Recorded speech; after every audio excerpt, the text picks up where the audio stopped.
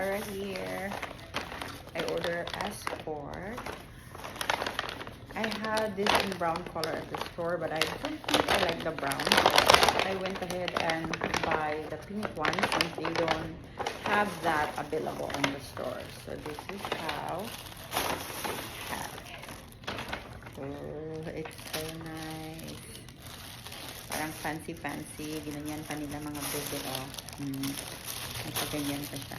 Tapos you are going to open it here. Or your Bible in, since you can't seem to do that.